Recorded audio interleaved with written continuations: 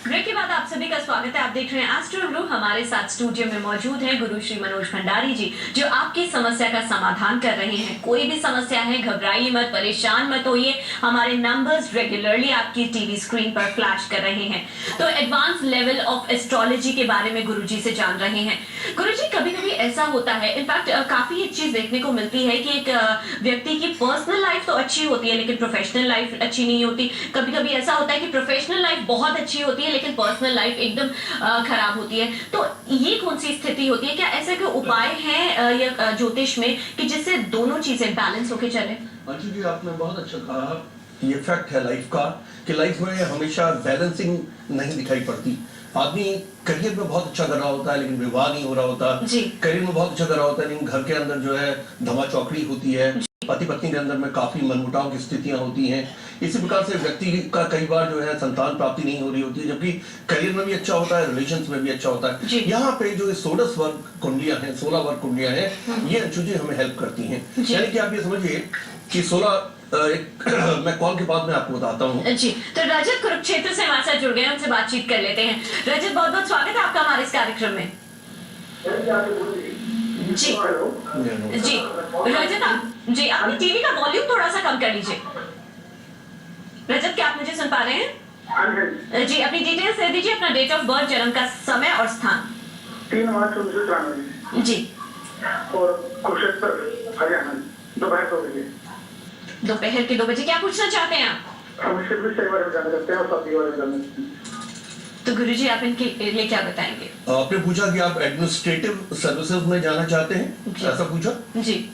और अपनी शादी के बारे में पूछना चाहते हैं। अच्छा, देखिए मिथुन लग्न के जातक हैं और इनकी वृश्चिक राशि है। वृश्चिक राशि में चंद्रमा नीच के हो जाते हैं।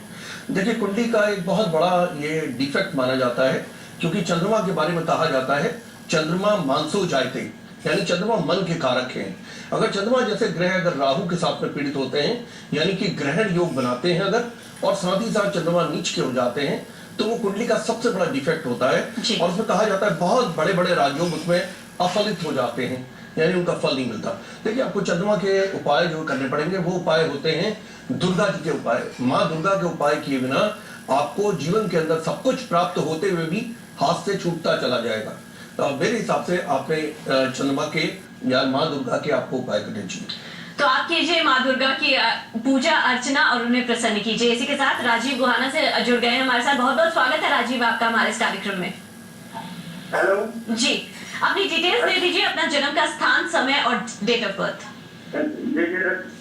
मेरा जन्म 23/4/91 मैं 23 मंथ वगैरह बताइए। मंथ 23/4/91। 23/4 जी। अपना जन्म का समय और स्थान भी बता दीजिए। ये 12:15 बजे जी, दोपहर के। जी। स्थान को आए। स्थान गुहाना। क्या पूछना चाहते हैं आप हमारे गुरुजी से? जी, मैं अपनी नौकरी के बारे में पूछना चाहता हूँ। तो कर्क लगन की जातक हैं ये, और कर्क लगन की जातक, इनकी राशि जो है वो सिंह राशि है, और समय जो इनको दशा है वो शुक्र में बुध की चली। देखिए कर्क लगन वालों को बुध के बहुत अच्छे परिणाम नहीं मिलते। बुध के परिणाम अच्छे लाने के लिए आपको गौशाला के उपाय करने होंगे, यानी गायों की सेवा करनी होगी।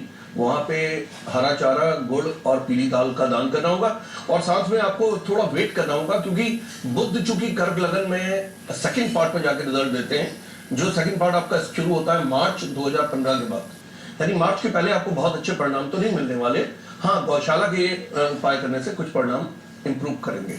तो राजीव, ये तमाम उपाय कीजिए और अपनी जिंदगी को खुशहाल बनाइए। तो गुरुजी, जैसे हम जान रहे थे कि बैलेंस करने के लिए, पर्सनल और प्रोफेशनल लाइफ को बैलेंस करने के लिए क्या कुछ कर सकते हैं? जैसे मैं आपको बता रहा था कि अमूमन क्या होता है, जो जब हम हमारे वहाँ पे एडवांस लेवल एस्ट्रोलॉजी जो हम सिखाते हैं, तो हम एम्फेसिस इस बात को देते हैं कि दशाओं का इंटरप्रिटेशन 16 वर्ग कुंडलियों के द्वारा होना चाहिए। यानी कहने का मतलब कि अगर आपकी दशाएं बहुत अच्छी अगर चल रही हैं दशमांसा चार्ट में, दशमांसा जिससे कि करियर का पता चलता है, उसमें वही दशा के लॉर्ड अगर अच्छे चल रहे होते हैं, यानी कि अच्छे प्लेस्ड होते हैं और राजयोग फॉर्मेशन की पोजीशन में होते हैं, तो आपको करियर में बहुत अच्छे रिजल्ट मिलते हैं। लेकिन अगर द्वादशांश में, द्वादशांश कुंडली यानी माता पिता को देखने वाली जो कुंडली है, उसके अंदर वही 6, 8, 12 में बैठे हुए होते हैं, तो माता पिता को लेकर आदमी को काफी सिचुएशंस आती हैं। इस प्रकार से सप्तांशा कुंडली में जहां से हम संतान की स्थिति को देखते हैं, वहां पे अगर 6, 8, 12 में अगर वो बैठे होते हैं, या वो